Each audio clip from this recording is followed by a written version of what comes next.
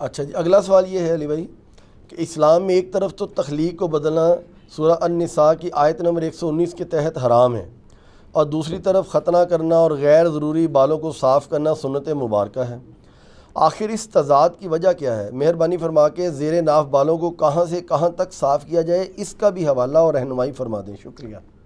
دیکھیں میرے بھائیو، پچھلے دنوں میرا زیر ناف بالوں کے اعتبار سے وہ جو پبلک میں مشہور ہے نا کہ وہ علماء نے زیادہ کیا ہے کہ وہ دفنا دینے چاہیے، باہر نہیں ہونے چاہیے، میں نے اس کا آپٹیمل سلوشن دیا ہے، وہ آپ کلپ میرا دیکھ لیں۔ پہلے میں دوسرے پورشن کو ایڈریس کرتا ہوں کہ زیر ناف بال کہاں سے کہاں تک کاٹنے چاہیے۔ پہلے اس کی حکمت آپ سمجھ لیں، یہ غیر ضروری بال جو صاف کیے جاتے ہیں، یہ وہی بال صاف کیے جاتے ہیں جہاں پر پسینہ جمع ہوتا ہے، کیونکہ پسینہ جمع ہونے کی وجہ سے وہاں پہ بدبو پیدا ہوتی ہے، تو اسلام نے یہ پاکی کا نظام رکھا ہے۔ اب یہ دیکھیں، یہ والی جو جگہ ہے بغلوں کے نیچے والی، اس میں پسینہ جمع ہوتا ہے، یہ بال اگر آپ ریموو نہیں کریں گے تو آپ کو بدبو آئے گی۔ اکثر جو مسلمان غیر مسلم ملکوں میں جاتے ہیں وہ کہتے ہیں جو کافروں کو بڑی بو آمدی ہے جی، وہ کافروں سے بو اس لیے آ رہی ہوتی ہے کہ وہ پاکی نہیں کر رہے ہوتے، وہ بھی وہ ساری چیزیں کریں، کلمہ نہ بھی پڑھیں، اس کو روحانی مسئلہ ہمارے لوگ سمجھ رہے ہوتے ہیں جی، ٹھیک ہے، حالانکہ خود نماز بھی نہیں پڑھتے۔ اصولوں تو آپ سے بھی بدبو آنی چاہیے، کیونکہ صحیح مسلم میں 246 نمبر حدیث ہے، بندے کے کفر اور ایمان، شرک اور ایمان میں فرق نماز ہے، لیکن اللہ نے دنیا میں پردہ ہی رکھا ہوا ہے، وہ بدبو کی وجہ ان کی پاکی نہ کرنا ہوتا ہے۔ پاکی کریں تو آپ دیکھ لیں، کوئی مسئلہ نہیں ہوگا، نہیں آئے گی بدبو۔ کرسچنز میں کتنے لوگ ہیں جو یہ کرتے ہیں، جوز میں بھی ہیں جو کرتے ہیں۔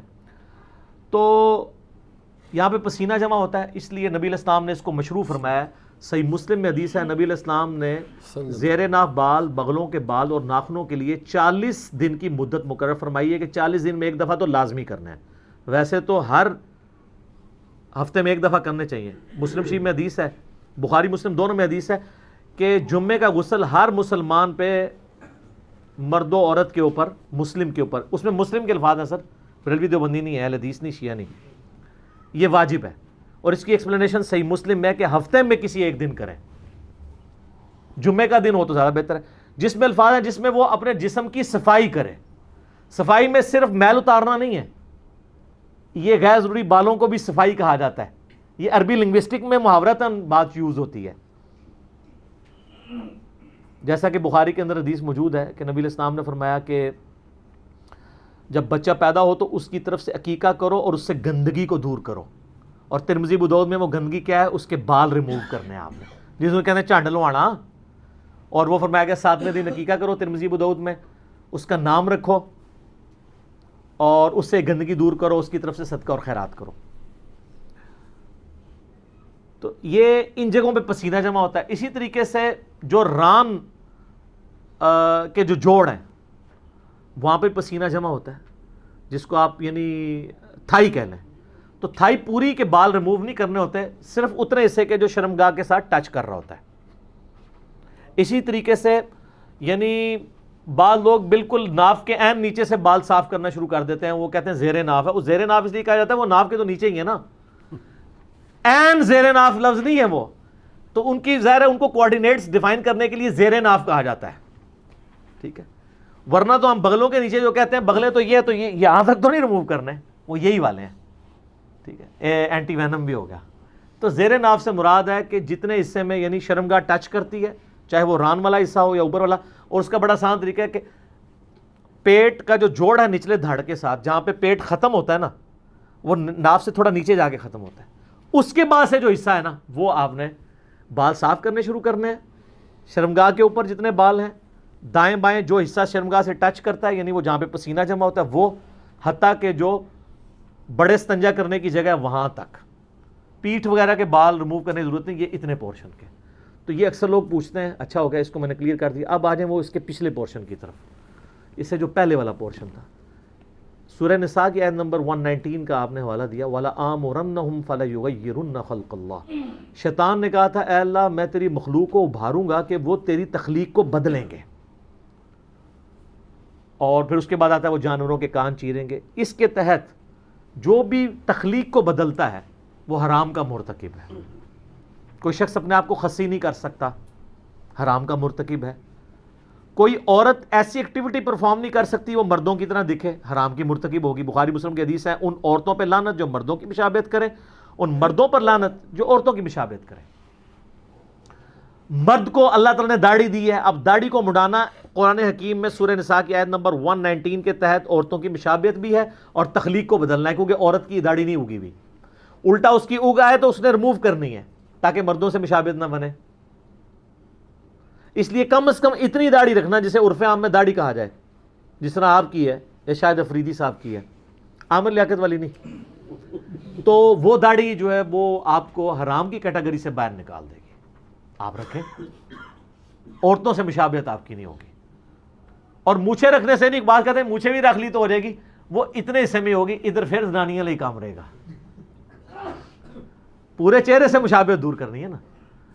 تو وہ تخلیق بدلنا نہیں ہے.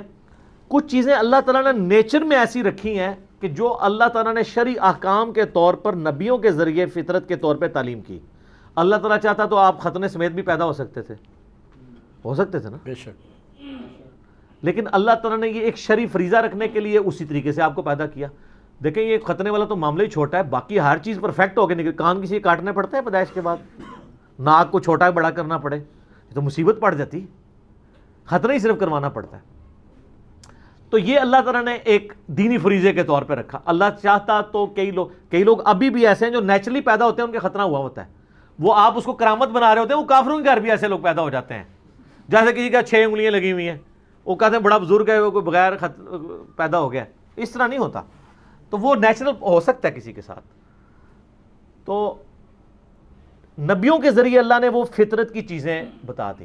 داڑھی مڈانا فطرت کو بگاڑنا ہے, لیکن ختنہ کرنا اگرچہ ہماری تخلیق میں بگاڑ ہے, لیکن وہ فطرت اس لیے ہے کہ وہ اللہ نے پیغمبروں کے ذریعے تعلیم فرمائی کہ میں نے خود یہ چیز رکھی ہے.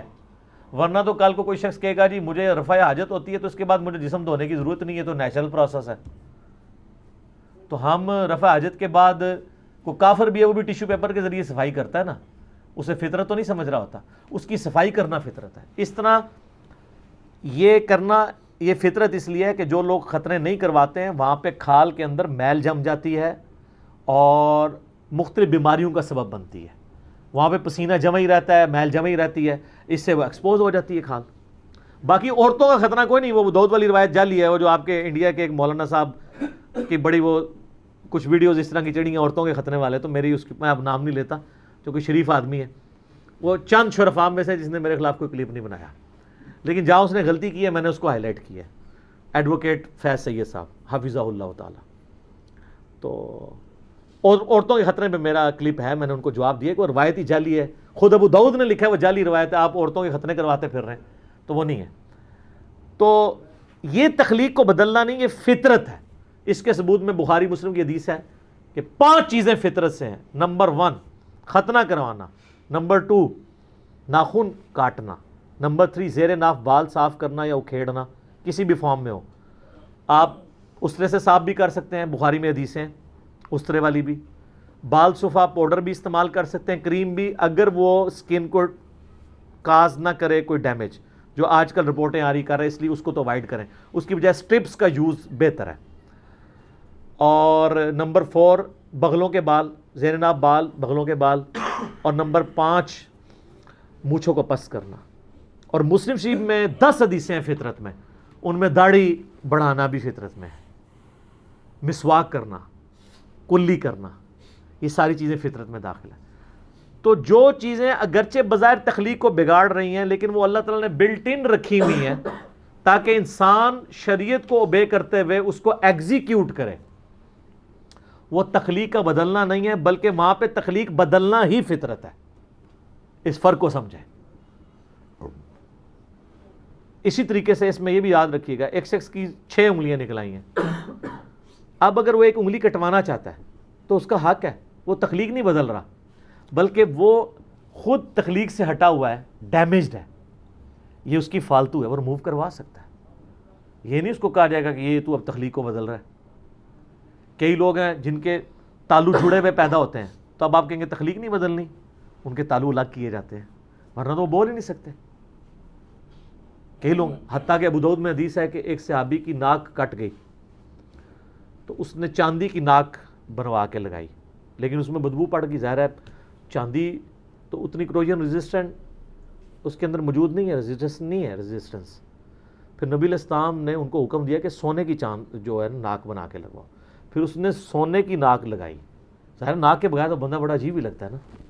تو سونے کی ناک بھی آپ, حالانکہ مرد پہ سونا حرام ہے, لیکن اس بڑے ضرر سے بچنے کے لیے جو چہرے کا بگاڑ ہے, سونے کا آپ دانت بھی لگوا سکتے ہیں, لیکن سونے چاندی کے برتنوں میں کھانا کھانا حرام ہے.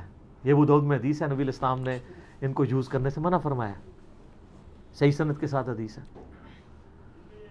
تو سونے کا دانت اگر کسی نے لگوایا ہے, اس کی وفات ہو گئی, تو اب یہ نہیں ہے کہ اس کو دانت سمیت ہی دفنا دیں, آپ دانت اتروا سکتے ہیں, کیونکہ وہ ایک قیمتی چیز ہے, اس کے ساتھ ضائع نہ کریں. لیکن جو ہماری میتیں فوت ہوتی ہیں ان کی شیو کر رہے ہوتے ہیں, آپ کو پتہ ہے نا, وہ شیو کر کے دفنا رہے ہوتے ہیں, ایسے لوگ بھی ہیں, وہ جی عجیب لگ رہا ہے بندہ.